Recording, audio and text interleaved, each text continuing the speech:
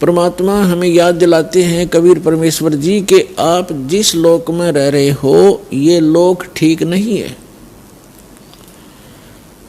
यहाँ पर आप कोठी बंगले बनाने में, अन्य संपत्ति की व्यवस्था करने में पूरा मानव जीवन लगा देते हो और उस दौरान आपके साथ ना जाने कितनी घटनाएं घट जाती हैं, कितनी आपदाओं का सामना आपको करना पड़ता है। किसी का पुत्र मर जाता है, किसी की पुत्री विधवा हो जाती है, किसी को किसी व्यवसाय में घाटा होने से टेंशन का सामना करना पड़ता है। कोई भी प्राणी इस 21 ब्रह्मांड के जो काल का लोक है इसमें कोई सुख ही नहीं है और कोई स्थायी नहीं है। परमात्मा से परिचित जो महापुरुष हुए हैं उन्होंने और स्वयं परमेश्वर कबीर जी ने आकर के यहाँ की वास्तविकता हमें बताने की चेष्टा की है, लेकिन हम अज्ञान से इतने परिपूर्ण हो चुके थे कि हमने परमात्मा के उस ज्ञान को स्वीकारा नहीं। अब दया करी है परमात्मा ने आप जी को पहले शिक्षित किया। नहीं, आप पिछला इतिहास देख सकते हो, किसी भी युग में कोई प्रजा शिक्षित नहीं होती थी, केवल एक ब्राह्मण वर्ग होता था जो शिक्षा ग्रहण किया करता था और सद्ग्रंथों को जानने के लिए ही वो शिक्षा ग्रहण किया करते थे। संस्कृत भाषा ही मूल थी और अन्य प्रजा उन अपने धार्मिक गुरुओं से अध्यात्म ज्ञान सुनकर अपना जीवन निर्वाह किया करते थे। तो अब आपको शिक्षित किया इसलिए कि आप जिन सद्ग्रंथों को आप सत्य मानते थे, हमारे धर्मगुरु उन्हीं सद्ग्रंथों के विपरीत ज्ञान दिया करते थे। उसको कहते हैं शास्त्र विधि त्याग कर मनमाना आचरण, यानी शास्त्र के विरुद्ध ज्ञान और शास्त्र के विरुद्ध ही साधना हो, वो साधना व्यर्थ होती है। इसका प्रमाण है श्रीमद् भगवत गीता अध्याय नंबर 16 के श्लोक नंबर 23 और 24 में। 23 श्लोक में कहा है कि अर्जुन, जो शास्त्र विधि को त्याग कर मनमाना आचरण करते हैं, अर्थात जो सद्ग्रंथों में वर्णित ज्ञान और उसका समाधान साधना उसको ना करके अपने मनमुखी मंत्र, मनमुखी आरतियां करते हैं, जैसे ओम जय जगदीश हरे, स्वामी जय जगदीश हरे, जय गणेश देवा, ये इस तरह की जो आरतियां हैं ये हमारे सद्ग्रंथों में नहीं है। सद्ग्रंथों की पहचान भी आपको बताएंगे, सद्ग्रंथ कौन कौन से हैं, और बहुत बार पहले भी आपको सद्ग्रंथों के जानकारी दी है कि मूल सद्ग्रंथ कौन कौन से हैं जो गॉड गिवन हैं, और जो ऋषि मुनियों के बनाए ग्रंथ हैं वो कौन कौन से हैं। वो पुराण हैं, उपनिषद हैं, और गॉड गिवन कौन से सद्ग्रंथ हैं, जो चारों पवित्र वेद, पवित्र श्रीमद् भगवत गीता और पवित्र सूक्ष्म वेद, जो complete God given complete spiritual knowledge है, पूर्ण परमात्मा के द्वारा दिया हुआ संपूर्ण अध्यात्म ज्ञान है, वो सूक्ष्म वेद है। उस सूक्ष्म वेद को हमारे धर्मगुरु समझ नहीं सके, इस दास पर दया करी है उस सूक्ष्म वेद को समझने और समझाने की। तो जो सद्ग्रंथों के विपरीत साधना करते हैं वो शास्त्र विधि को त्याग कर मनमाना आचरण है। सद्ग्रंथ आपको बताई दिया, सूक्ष्म वेद, पवित्र चारों वेद, पवित्र श्रीमद् भगवत गीता। इसके अतिरिक्त जो सद्ग्रंथ हैं वो किसी ऋषि मुनि के दिए हुए ग्रंथ हैं। यदि वो वेदों से मेल खाते हैं वो ज्ञान तो सही है, उसके अतिरिक्त जो ज्ञान उनके अंदर है वो उनका अपना है, वो यथार्थ ज्ञान नहीं है। तो यहाँ गीता अध्याय नंबर 16 श्लोक 23 में कहा कि शास्त्र विधि को त्याग कर जो मनमाना आचरण करते हैं, मनमानी साधनाएं करते हैं, उनको न तो कोई सुख होता है, न कोई उनको सिद्धि प्राप्त होती है, और न ही उनकी गति होती है, अर्थात व्यर्थ, यूजलेस। तो क्या फायदा ऐसे डले ढोण का जिससे कोई लाभ ही नहीं होना हो। तो इसलिए 24वें श्लोक में श्रीमद् भगवद गीता अध्याय 16 के 24वें श्लोक में तुरंत कहा है, इससे तेरे लिए अर्जुन कर्तव्य और अकर्तव्य की व्यवस्था में सदग्रंथ ही प्रमाण है। यानी सदग्रंथों को आधार मानकर जो संत साधना बताता हो उसी को स्वीकार कीजिए, अन्य शास्त्र विरुद्ध साधना बताने वालों को तुरंत त्याग दीजिए। वो अपना भी जीवन नष्ट कर रहे हैं और श्रद्धालुओं को भी मिसगाइड कर रहे हैं। तो जिन महापुरुषों को परमात्मा मिले, क्योंकि परमात्मा के गुणों में वेद प्रमाणित करते हैं कि वो परमेश्वर स्वयं अपने निज स्थान से चलकर आता है। परमात्मा परमेश्वर ऊपर के लोक में रहता है, सत्यलोक में, और वहाँ से चलकर आते हैं सशरीर, यहाँ अन्य रूप धारण कर लेते हैं और अच्छी आत्माओं को मिलते हैं जो दृढ़ भक्त होते हैं, उनको उपदेश देते हैं, यथार्थ ज्ञान समझाते हैं और फिर अपने से परिचित कराते हैं। सतलोक अपने निज स्थान ले जाकर उनको वापस छोड़ते हैं। और वो परमात्मा 3 स्थिति में हमारी केयर टेक करते हैं, हमारी देखभाल करते हैं। एक रूप में वो स्वयं रहते हैं सतलोक के अंदर, वहाँ भी नर आकार हैं, और यहाँ आते हैं तो भी परमात्मा नर आकार ही होते हैं। तो सतलोक में जो परमात्मा के शरीर की स्थिति है वो मनुष्य दृश्य हैं, मनुष्यवत हैं। उनके शरीर का जो तेज है नूर है।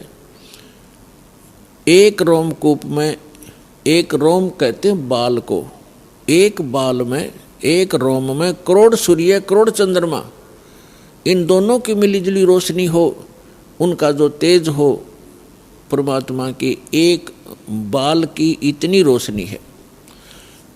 तो फिर शेष बॉडी की कितनी होगी, अंडरस्टूड है। ये तो वहाँ परमात्मा एक रूप में ऐसे रोल करते हैं, ओवरऑल कंट्रोलर और ओवरऑल क्रिएटर के रूप में वहाँ विराजमान है। वो परमात्मा जो बनारस में, काशी में धानक रूप में, जुल्हा रूप में यहाँ रहे थे अभी कलयुग में, सन 1398 से और सन 1518 तक 120 वर्ष रहे थे। वही परमात्मा उस असंख्य ब्रह्मांड के कंट्रोलर के सिंहासन पर विराजमान है, उस तख्त पर विराजमान है। उसके विषय में आंखों देखा उन महापुरुषों ने बताया है, जिनको परमात्मा मिले और सचखंड लेकर गए, फिर वापस छोड़ा। आदरणीय गरीबदास साहिब जी उनमें से एक महापुरुष हैं।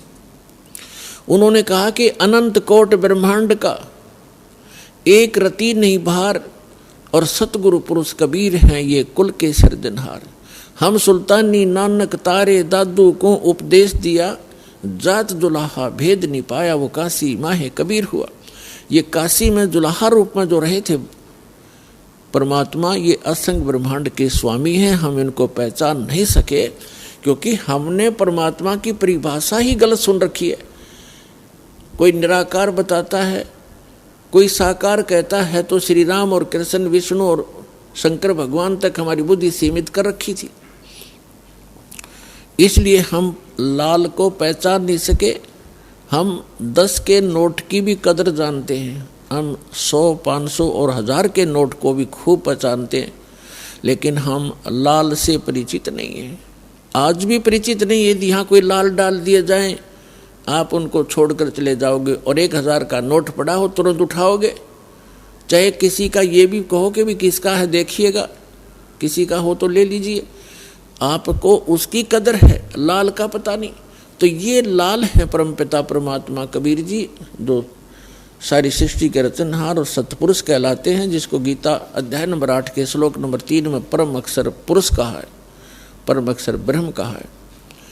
और ये अन्य जितने भी देव हैं, कोई 1000 का नोट है, कोई 500 का, कोई 10 और 20 और 50, 100 का, तो इनको तो आप अच्छी तरह ग्रहण कर लेते हो। लेकिन एक लाल आपको मिल जाए तो इन 1000 के नोटा की गिनती नार आपके पास कितने हो जाएंगे, उसी से मिल जाएंगे वो।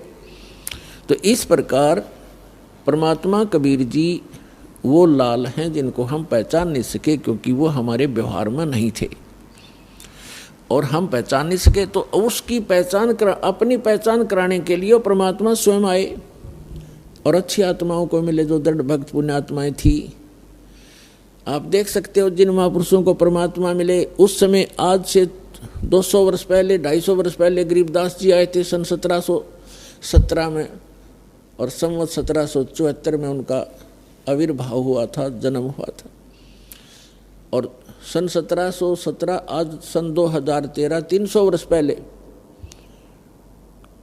और 300 वर्ष पहले उनको परमात्मा मिले। पहले वो हमारे जैसे पुजारी थे, श्री राम, श्री कृष्ण, विष्णु और शंकर भगवान, माता मसानियों के।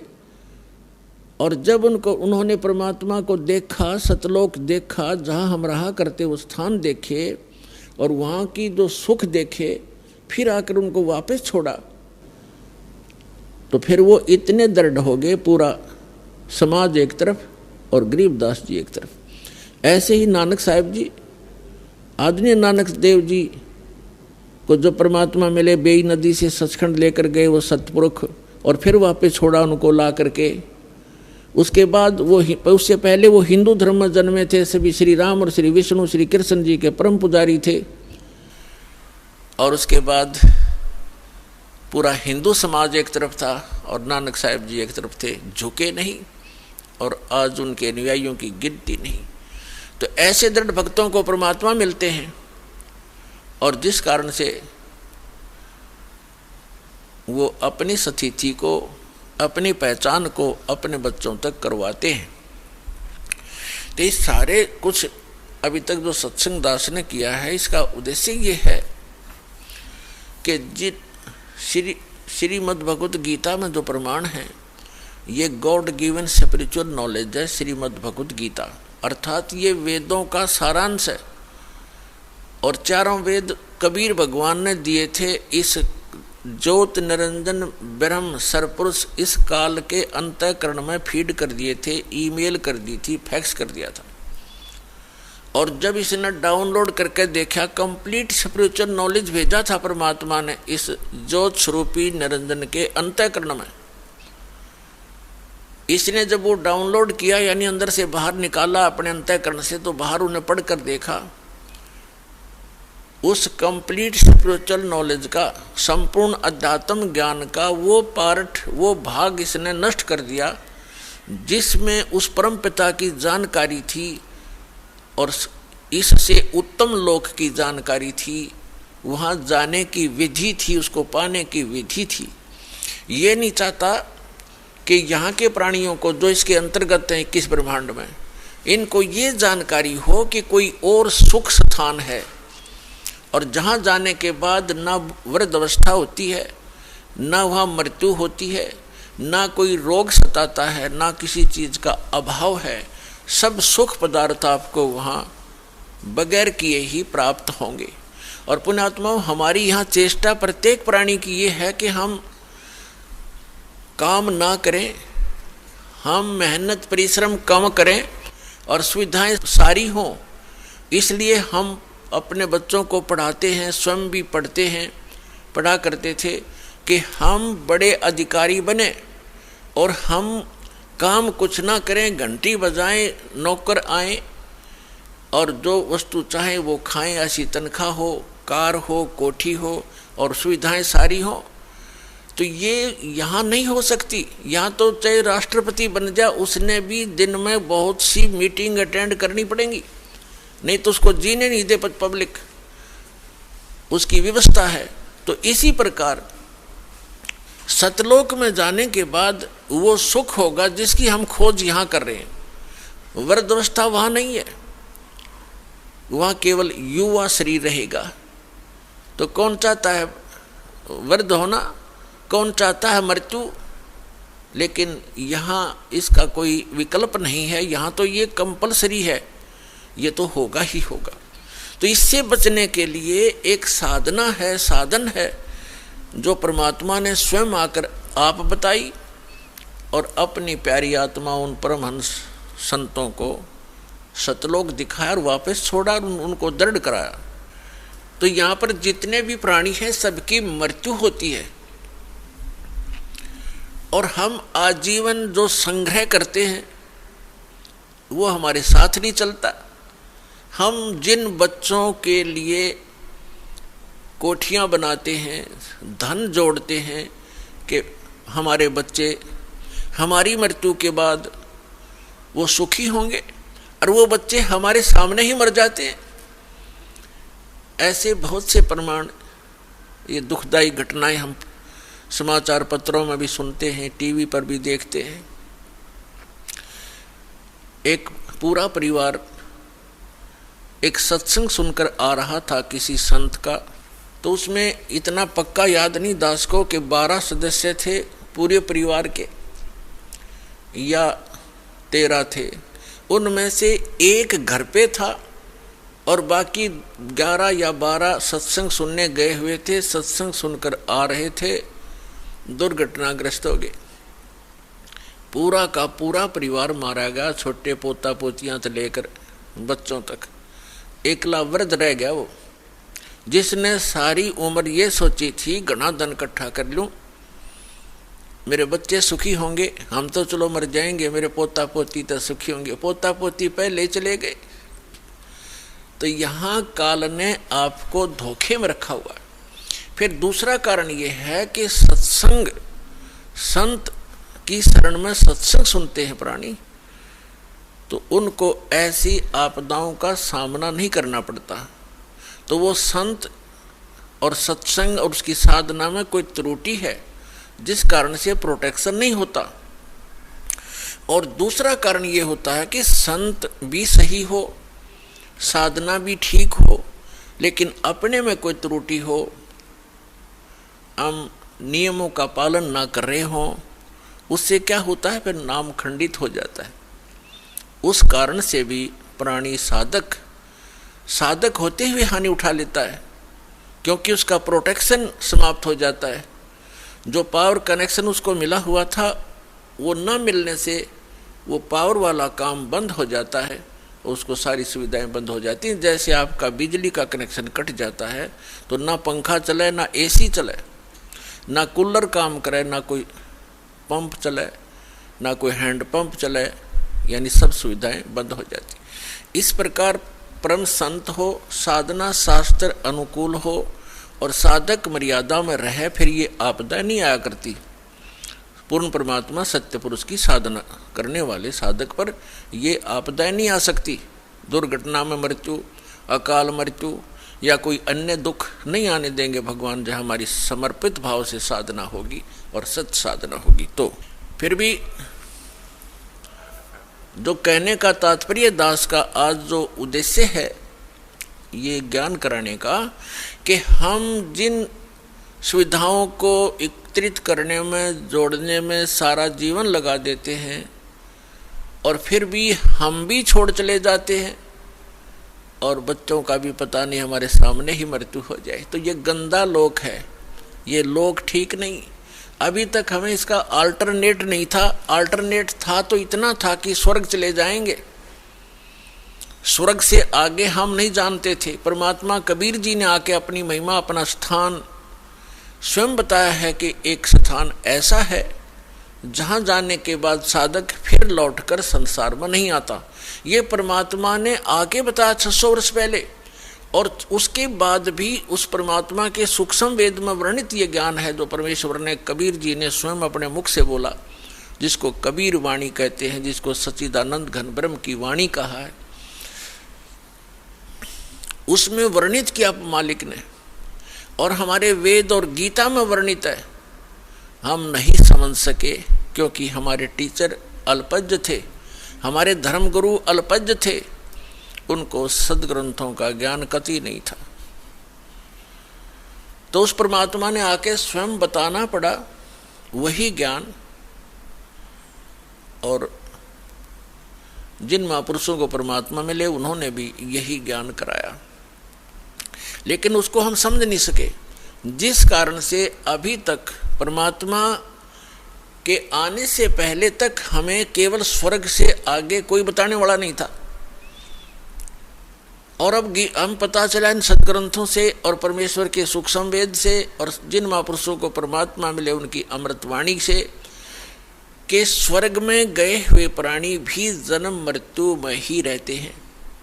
और जिनको हम इष्ट रूप में पूजा करते थे, श्री विष्णु जी, श्री शंकर जी,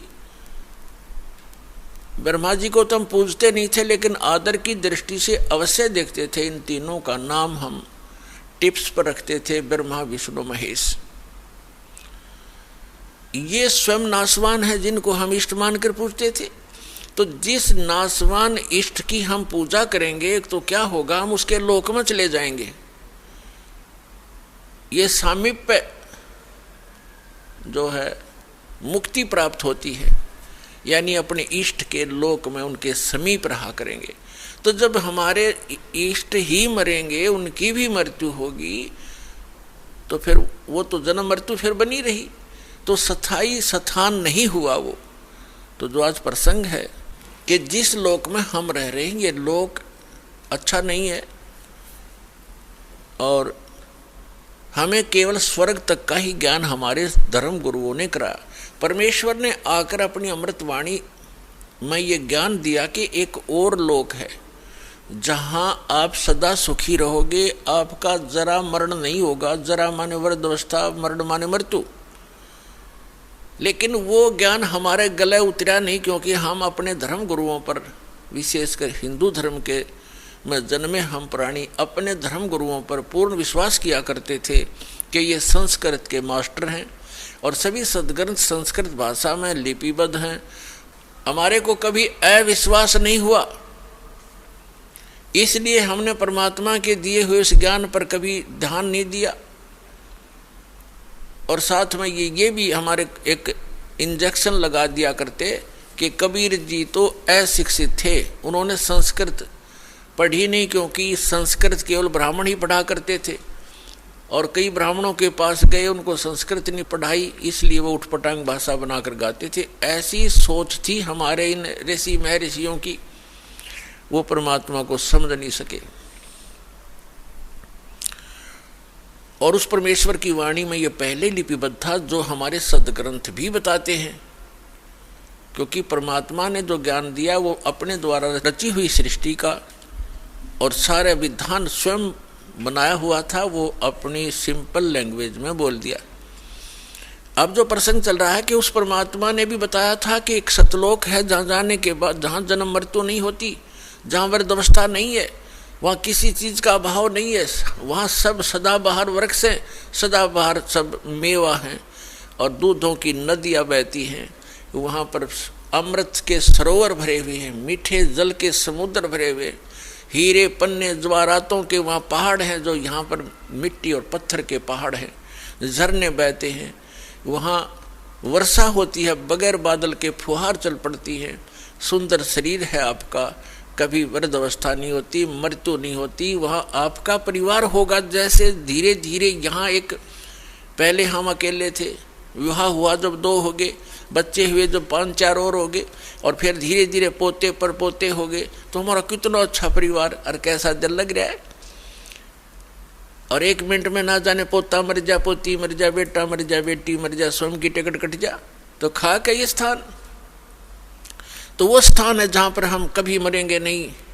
हमारा परिवार होगा, सारी सुविधाएं होंगी, मनोमयी विमान होंगे आपके। यहाँ तो एक साइकिल नहीं जुड़ता सारा दिन, और वहाँ पर ऐसा सुविधा है कि आप चाहोगे आपके सामने विमान खड़ा होगा, और जहाँ जाओगे बैठ के परिवार। कहीं बहुत बड़े बड़े पार्क हैं, बड़े सुंदर स्थान हैं, तो वो स्थान है जो भगवान ने स्वयं आकर बताया।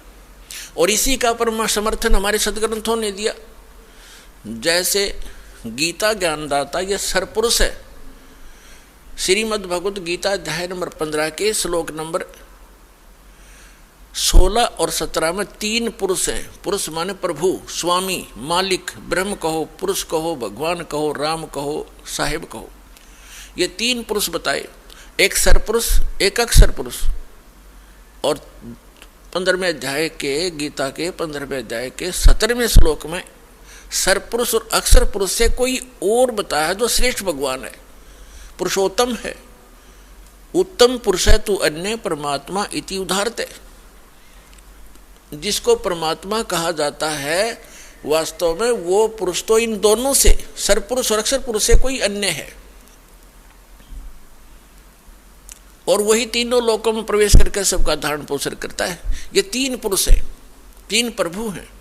सरपुरुष इसको ब्रह्म बोलते हैं, हमारे ऋषि मुनि इसको ब्रह्म कहा करते हैं, और संतों ने इसको सरपुरुष, सरब्रह्म, ज्योत निरंजन काल की संज्ञा दी है परमेश्वर कबीर जी ने, और उन्हीं से परिचित महापुरुषों ने भी यही उनको बताया। तो दूसरा अक्षर पुरुष है, इसको दूसरे शब्दों में परब्रह्म भी कहते हैं, अक्षर ब्रह्म भी कहते हैं। जो सरपुरुष है, जिसको ब्रह्म कहते हैं, जो काल है, वो केवल 21 ब्रह्मांड का प्रभु है, स्वामी है, मालिक है, राम है, खुदा है, अल्लाह है, साहिब है। वो कंप्लीट गॉड नहीं है, केवल 21 ब्रह्मांड का स्वामी है। एक ब्रह्मांड के अंदर पृथ्वी लोक, पाताल लोक, स्वर्ग लोक, और नीचे के तल अतुल रसातल आदि ये, और ऊपर के जैसे विष्णु जी का लोक, शिव जी का लोक, ब्रह्मा जी का लोक, धर्मराय का लोक, और एक ऊपर जो ब्रह्मलोक के अंदर डिवीजन है कई, उसमें भी भाग हैं। तो वो सारे मिला के एक ब्रह्मांड में एक ब्रह्मलोक भी है, एक मानसरोवर भी है। तो ये सारा मिला करके एक ब्रह्मांड है। ऐसे ऐसे 21 ब्रह्मांड है इस सरपुरुष के, काल के, जिसके लोक में हम रह रहे। ये इतना ही प्रभु है, इतना ही स्वामी है। और दूसरा अक्षर पुरुष है। गीता अध्याय नंबर 15 के श्लोक नंबर 16 में 2 पुरुष हैं। अक्षर का अर्थ होता है जिसका नाश ना होता हो, अविनाशी। लेकिन ये अविनाशी लगता है, लेकिन अविनाशी नहीं है। अक्षर पुरुष भी अविनाशी नहीं है, लेकिन इसको कहा गया है अविनाशी, अक्षर पुरुष। इसलिए 15वें अध्याय के 17वें श्लोक में कहा है कि उत्तम पुरुष है तो अन्य परमात्मा इति उदाहरते है। उत्तम पुरुष, श्रेष्ठ पुरुष तो इन दोनों से, सरपुरुष और अक्षर पुरुष से कोई और है। और जिसको परमात्मा माने श्रेष्ठ आत्मा, वो पुरुषोत्तम तो कोई और है इन दोनों से। जिसको परमात्मा यानी श्रेष्ठ आत्मा, परमात्मा का सीधा सा अर्थ होता है जो केवल सुख दे, दुख ना दे। जो दुख दे वो परमात्मा कैसे रह गया, श्रेष्ठ आत्मा कैसे हो गया? तो हमने डेफिनेशन का भी नहीं पता था आज तक उस गॉड की जिसकी हम पूजा करने चले थे और पूजा कर रहे थे।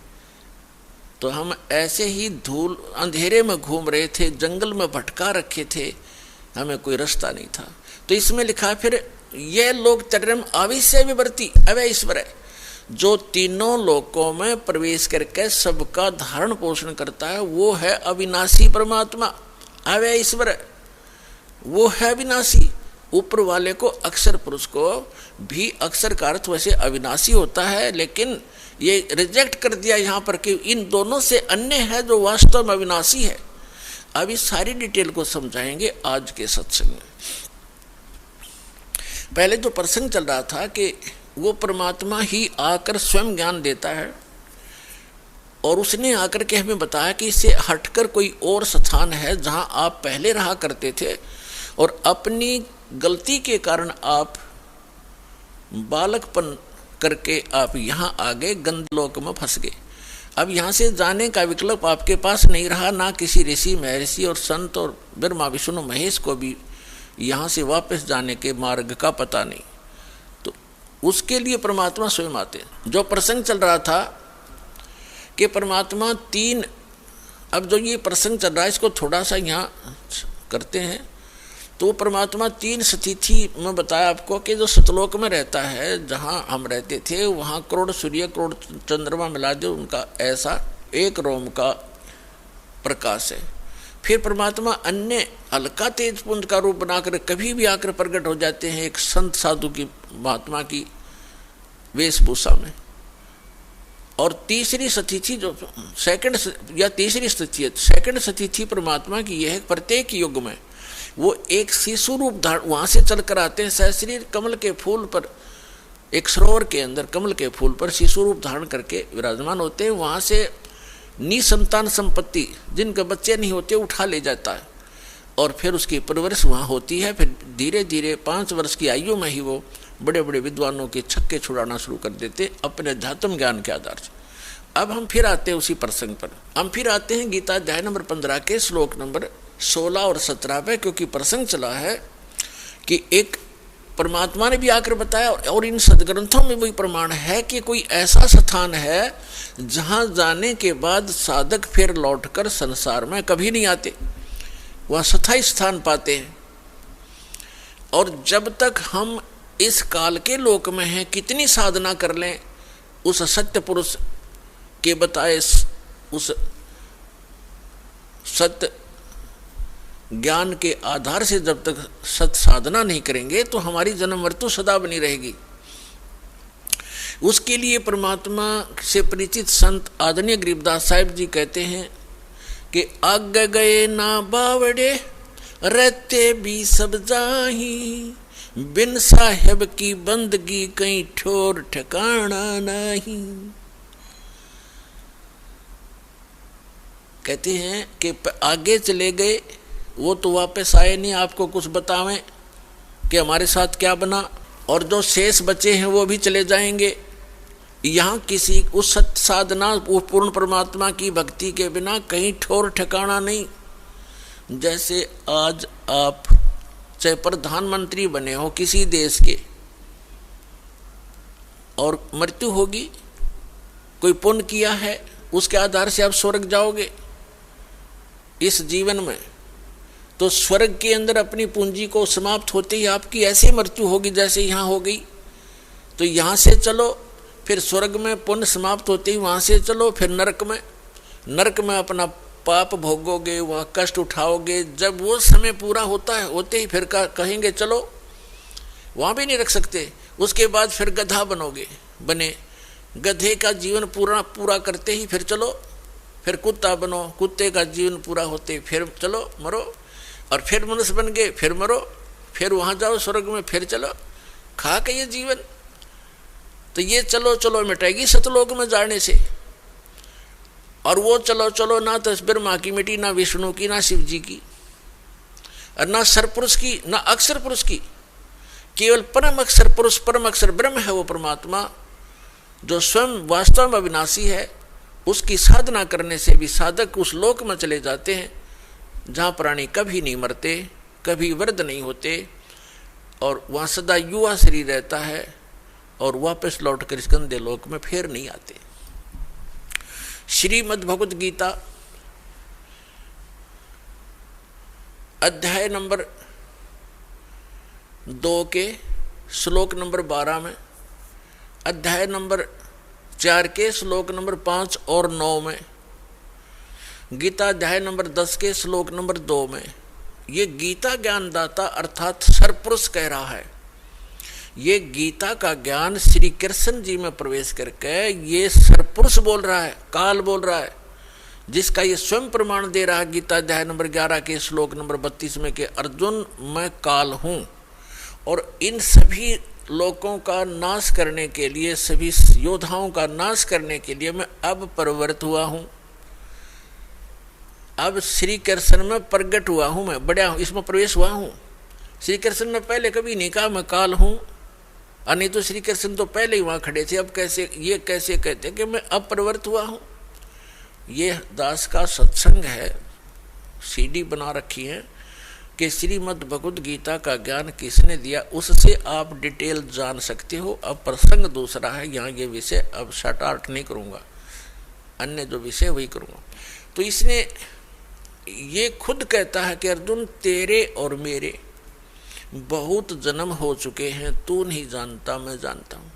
और मेरी उत्पत्ति को, उत्पत्ति माने जन्म को, इसका जन्म तो हुआ ही है, ना देवता जानते ना ऋषि जानते, क्योंकि ये सब मेरे से ही उत्पन्न हुए हैं, इनका आदि कारण मैं हूँ। और गीता अध्याय नंबर 10 के श्लोक नंबर 3 में तुरंत कहता है कि मैं अजन्मा हूँ। अजन्मा क्योंकि जब श्री कृष्ण जी में बोल रहा है उस समय उसका जन्म नहीं हुआ, जब तो भूत की तरह उसमें प्रवेश है, वो ठीक कह रहा है मैं अजन्मा हूँ, मैं अज हूँ, अब मैं जन्म लेकर नहीं आया श्री कृष्ण जी की तरह, मैं तो इसमें वैसे प्रकट होकर बोल रहा हूँ, बाकी ये नहीं कि वो अविनाशी हूँ, अविनाशी है वो। अब पता चलेगा वो कितना उसका समय है, कैसा पीरियड है उसका जीवन का।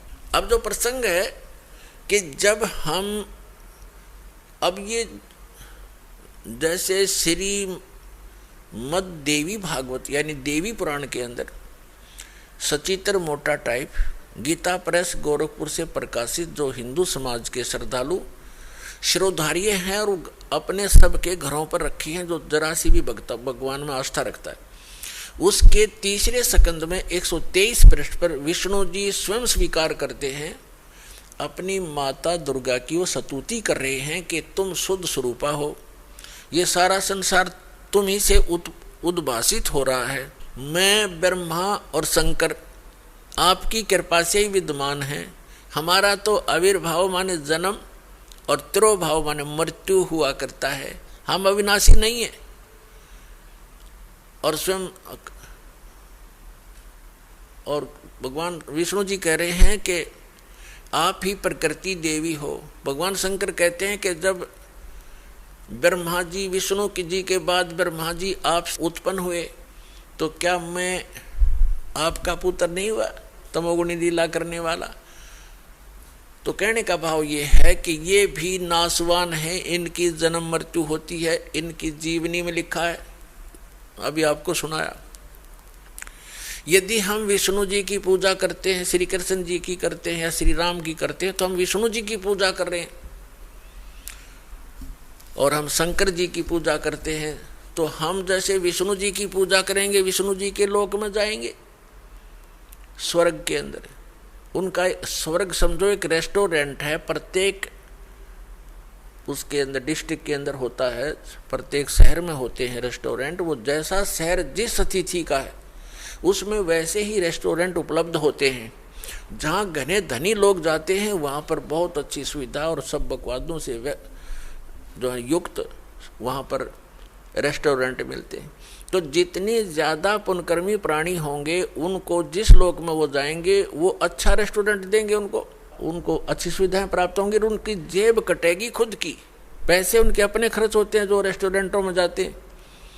तो पुण्य समाप्त होंगे उन साधकों के, वो समाप्त होते ही फिर नरक के अंदर डाले जाएंगे। क्योंकि जब तक हम पूर्ण परमात्मा सत्य पुरुष की साधना नहीं करते, सत्य गुरु से लेकर सत्य साधना नहीं करते, तब तक हमारी या चलो चलो मिटे नहीं और जन्म मृत्यु सदा बनी रहेगी।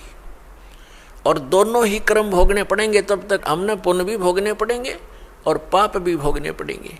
पुण्यों के लिए स्वर्ग रेस्टोरेंट है और पाप के लिए नरक वो जेल है, और फिर जन्म मृत्यु सदा बनी रहेगी। तो इसका विकल्प अब पता चला, इसका अल्टरनेट का पता लग गया है, इसका समाधान हो सकता है। तो हमने ये ग्रहण करना चाहिए और अपना कल्याण कराना चाहिए। अब जो प्रसंग चल रहा है कि गीता ज्ञान दाता कहता है मेरी भी जन्म मृत्यु होती है, अर्जुन तेरी भी होती है। ये ब्रह्मा विष्णु महेश का पिता है और दुर्गा इनकी माता है, ब्रह्मा विष्णु महेश की। श्री दुर्गा जी इनकी माता है और ये सरपुरुष गीता ज्ञानदाता ये काल, ये श्री ब्रह्मा श्री विष्णु श्री शिव जी के पूज्य पिताजी हैं। अब ये भी नासवान, इनका पिता भी नासवान। ये खुद कहता है, अर्जुन गीता ज्ञानदाता कहता है अध्याय नंबर 2 के श्लोक 12 में, गीता अध्याय नंबर 4 के श्लोक 5 और 9 में, गीता अध्याय नंबर 10 के श्लोक नंबर 2 में कि अर्जुन तेरे और मेरे बहुत जन्म हो चुके हैं, तू नहीं जानता मैं जानता हूं। और फिर ये अपनी साधना बताता है और इसलिए ये कहता है कि अर्जुन तू सर्वभाव से, गीता अध्याय नंबर 18 के श्लोक नंबर 62 में, गीता अध्याय नंबर 15 के श्लोक नंबर 4 में, कि अर्जुन तू सर्वभाव से उस परमेश्वर की शरण में जा। कौन से की? उस परम अक्षर ब्रह्म की, उसकी शरण में जा। उसकी कृपा से ही तू परम शांति को और सनातन परम धाम को प्राप्त होगा, उसी परमेश्वर की कृपा से। और जब आपको तत्वदर्शी संत मिल जाए, गीता अध्याय नंबर 15 के श्लोक नंबर 4 का ये निष्कर्ष है, 1 से 4 का निष्कर्ष है के तत्वदर्शी संत की पहचान भी बताई है। फिर उसके बाद बताया कि उसके पश्चात परमेश्वर के उस परम पद की खोज करनी चाहिए, जाने के बाद साधक फिर लौटकर कभी संसार में नहीं आते। गीता ज्ञानदाता अपनी साधना करने को, अपनी भक्ति करने को भी मना कर रहा है। वो कहता है कि उसी की भक्ति करो जिस परमेश्वर ने सब ब्रह्मांडों की रचना की है, अर्थात जिससे इस संसार रूपी वृक्ष की प्रवृत्ति विस्तार को प्राप्त हुई है, अर्थात जिसने सब ब्रह्मांडों की, पूरे विश्व की रचना की है, असंख्य ब्रह्मांडों की, वही परमात्मा पूज्य है, उसकी पूजा करो। श्रीमद् भगवत गीता अध्याय नंबर 4 के श्लोक नंबर 32 में गीता ज्ञानदाता कहता है कि अर्जुन, अभी तक मैंने आपको अध्याय इसी 4 के श्लोक 25 से लेकर 31 तक जो भी साधनाएं बताई वो कंप्लीट नहीं है, वो पूर्ण नहीं है। वो तो उन साधकों की अपनी सोच है कि वो प्रत्येक अपनी साधना जैसी भी कोई कर रहा है उसको पाप नाशक मानकर कर रहा है। यानी पाप नाशक मीन मोक्षदायक, पाप नाश होंगे तभी तो मोक्ष होगा। पाप नाशक जानते हैं, लेकिन अब क्या बताया है चौथे अध्याय के 32वें श्लोक में, यहाँ पर थोड़ी सी जो अनुवाद करता है, अनुवादक हैं गीता जी के, गड़बड़ कर गए, क्योंकि जहाँ इनकी बुद्धि ने काम नहीं किया वहाँ अर्थों का अनर्थ किया इन्होंने। उदाहरण के तौर पर गीता अध्याय नंबर 7 के श्लोक नंबर 18 में अनुत्तम शब्द है, तो उसका इन्होंने अति उत्तम कर दिया। ये बालक भी ना कर सकता, चौथी कक्षा 5वीं कक्षा का। अनुत्तम माने अति उत्तम, कोई लिख देगा 0 नंबर आओगे उसके, और ये 100 के 100 नंबर प्राप्त कर रहे। ये अज्ञानी अनुवादक और ऋषि महर्षि। इसी प्रकार गीता अध्याय नंबर 18 के श्लोक नंबर 66 में एक वर्ज शब्द है। वर्ज का अर्थ जाना होता, आना नहीं होता। जैसे इंग्लिश वर्ड गो है, तो गो का अर्थ आना नहीं हो सकता, जाना ही होता है। कहीं पर भी लिखा हो चाहे, इसमें समास और फलाना और ये बकवास है, इनकी अपनी अज्ञानता का प्रमाण है उनका। वो गलत बताते हैं हमारे को कि ऐसे बनता है, ऐसे बनता है। ये इनकी, क्योंकि अज्ञानी व्यक्ति कुछ ना कुछ तगड़मबाजी तो करेगा।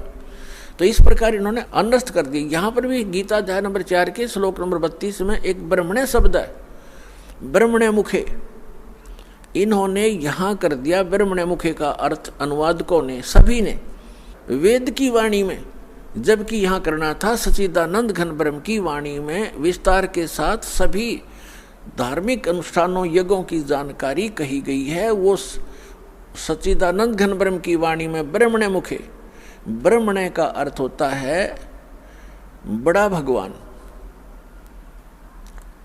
यही ब्रह्मणे शब्द है गीता अध्याय नंबर 17 के श्लोक नंबर 23 में, ओम तत्सत इति निर्देश है ब्रह्मणे त्रिविध समर्थ है।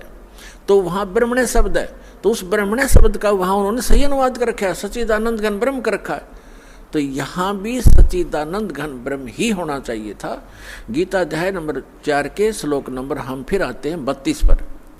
इसमें कहा कि सच्चिदानंद घन ब्रह्म ने अपने मुख कमल से जो वाणी बोली है, यानी वेद प्रमाणित करते हैं क्यों परमात्मा सतलोक से चलकर आता है। दास के पास जो आर्य समाज के जो अनुवादक हैं, आर्य समाज के जो आचार्य हैं और जो महर्षि दयानंद के चेले, उनके द्वारा ही अनुवादित वेद उपलब्ध हैं दास के पास, और आपको बहुत बार रूबरू किए हैं। और यही इन्होंने ही इस कलयुग में वेदों का ठेका ले रखा था कि वेद का विद्वान अगर हुआ है कोई कलयुग में, अब वर्तमान में, तो महर्षि दयानंद हुआ है। और वो परमात्मा को निराकार कहते हैं। तो ये अल्पज्ञ थे, क्योंकि सदग्रंथ तो सदग्रंथ ही हैं। सभी कहते हैं लाल बहुत कीमती होता है, लाल का पता किसी ने ना हो तो उस कथन का भी यूज नहीं, ये मानने का भी यूज नहीं कि लाल कीमती है। और आपके सामने पड़ा और आप कहते हैं कौड़ी है, लाल बता रहे हो आप दूसरे 100 के नोट को, तो वो भी अल्पज्ञता ही है। बेशक थोड़ी बहुत जानकारी है कि कोई ऐसे की बहुमूल्य रत्न है, तो जानकारी भी व्यर्थ है। तो महर्षि दयानंद के साथ ऐसी बनी हुई थी, ऐसे ही नारी समाज के आचार्यों के साथ बनी। बनी हुई थी। इन्होंने वेदों का अनुवाद किया, वह तो दया करी दाता ने, कुछ ही मंत्रों का इन्होंने सही अनुवाद किया, ना तो सारे का डंगा एक रखा है। तो उसमें क्या लिखा है कि वो परमात्मा ऊपर के लोक में भूलोक के तीसरे पृष्ठ पर, तीसरे स्थान पर, तीसरे पोर्शन में विराजमान है, टॉप मोस्ट प्लेस पर। भवनों ऊपरी तिष्ठति, परमात्मा सभी भवनों के ऊपर के भाग में बैठा हुआ है और वहां से गति करके आता, बिजली जैसी गति से, विद्युत की तरह अचानक मिनट सेकंड में आ जाता है। और यहाँ अपने रूप को सरल करके आता, हल्के तेज पुंज का बना कर आता है, दृढ़ भक्तों को मिलता है, अच्छी आत्माओं को मिलता है, उनको अपने से परिचित कराता है, उनको ज्ञान देता है। तो इसी दृष्टिकोण से, उसी आधार से उसका नियम है, वो परमात्मा ऐसे आता ही आता है। वो ज्ञान बोलता है, सार्थ ज्ञान देता है, कवियों की तरह आचरण करता है, गाता है, लोकोक्तियों के माध्यम से ज्ञान बताता है, कविताओं के माध्यम से बोलता है, शब्दावलियों के माध्यम से वो ज्ञान देता है। तो उसी आधार से उसी का हिंट है श्रीमद् भगवद गीता अध्याय नंबर 4 के श्लोक नंबर 32 में। तो गीता ज्ञानदाता, गीता अध्याय नंबर 4 के श्लोक नंबर 32 में कहा है कि अर्जुन, यज्ञों की विस्तार के साथ जानकारी सच्चिदानंद घन ब्रह्म यानी ब्रह्मण मुखे, सच्चिदानंद घन ब्रह्म के द्वारा अपने मुख कमल से बोली गई अमृतवाणी में विस्तार के साथ कहा गया है।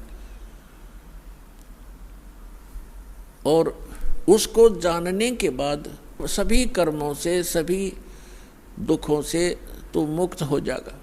चौथे अध्याय के 34वें श्लोक में वो तत्व ज्ञान है जो सच्चिदानंद घन ब्रह्म ने अपने मुख कमल से बोला है, वो तत्व ज्ञान है, वो सूक्ष्म वेद है। और चौथे अध्याय के 34वें श्लोक में कहा कि उस तत्व ज्ञान को तू तत्वदर्शी संतों के पास जाकर समझ, यानी गीता ज्ञान से अन्य ज्ञान है और गीता ज्ञान दाता उससे अपरिचित है, इसलिए कह रहा है कि वो ज्ञान तू तत्वदर्शी संतों के पास जाकर समझ। उनको दंडवत प्रणाम करने से, कपट छोड़कर सरलता पूर्वक प्रसन्न करने से वह तत्वदर्शी संत तुझे तत्व ज्ञान का उपदेश करेंगे। इससे दो बात सिद्ध होगी कि जो वास्तविक ज्ञान है वो श्रीमद् भगवद गीता में नहीं है। और ये भी नहीं कह सकते कि श्रीमद् भगवद गीता का ज्ञान गलत है, ये इनकम्प्लीट है। जैसे मैट्रिक क्लास के 10वीं कक्षा का जो सिलेबस होता है वो गलत नहीं होता, लेकिन वो एमए और बीए का नहीं है, वो अलग से है। बीएससी आदि करते हैं वो उससे आगे चलकर है, लेकिन वो साथ में सहयोगी होता है। जो ज्ञान हमने मैट्रिक तक ग्रहण किया है वो आगे सहयोगी रहेगा। इसी प्रकार गीता जी का जो ज्ञान है, वेदों का जो ज्ञान है, ये इनकम्प्लीट है लेकिन गलत नहीं है। तो इसमें क्या कहा है कि उस ज्ञान को जो इनसे हटकर कंप्लीट स्पिरिचुअल नॉलेज है, उसके अंदर इन वेद और गीता, पुराण, कुरान, बाइबल, इन सभी का ज्ञान समावेश है, क्योंकि वो सबका करता है और सबकी स्थिति से परिचित है और वो प्रत्येक प्राणी के प्रत्येक कर्म से भी परिचित है। वो परमात्मा पूर्ण ब्रह्म है।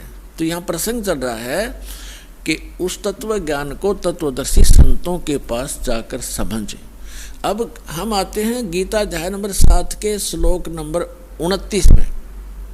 इसमें गीता ज्ञानदाता कह रहा है कि अर्जुन, जो मेरे आश्रित होकर मैंने जो ज्ञान दे दिया और इस पर उसने अमल कर लिया और तत्वदर्शी संत खोज लिया और तत्व ज्ञान से वो परिचित हो गया, तो वो प्राणी, तो वो जो मेरे ज्ञान के को आधार मानकर आश्रित होकर के जरा मरण मोक्षाय यतन्ति ते माम आश्रित, ये जो जरा माने वृद्ध अवस्था और मरण माने मृत्यु के दुख से छूटने के लिए प्रयत्न करते हैं, जो ते ब्रह्म तत्विदु कृष्णम अध्यात्म अखिल च कर्मम। इसका अर्थ है कि जो व्यक्ति इस संसार की किसी भी वस्तु प्राप्त के लिए जैसे कोई साधना नहीं करते, वो जो केवल जरा और मरण के दुख से, बुढ़ापे और वृद्ध मृत्यु के दुख से छूटने का जो प्रयत्न कर रहे हैं, वे तत्ब्रह्म से परिचित हैं और सारे अध्यात्म ज्ञान से परिचित हैं और सभी कर्मों से परिचित हैं। वे केवल वे ही जरा और मरण से छूटने का प्रयत्न करते हैं। अपने आत्माओं, जब हमें ये ज्ञान होगा कि जैसे दास आज का जो सत्संग आपको सुना रहा है, यही उद्देश्य है कि जिस लोक में आप रह रहे हो ये लोक ठीक नहीं, यहाँ तो आपको पल पल पीड़ा का सामना करना पड़ता है। और परमात्मा ने बहुत बार समझाया है कि परमात्मा कहते हैं कि तन दर सुखिया कोई न देखा, जो देखा सो दुखिया हो, और उदय अस्त की बात करे मन सबका किया विवेका।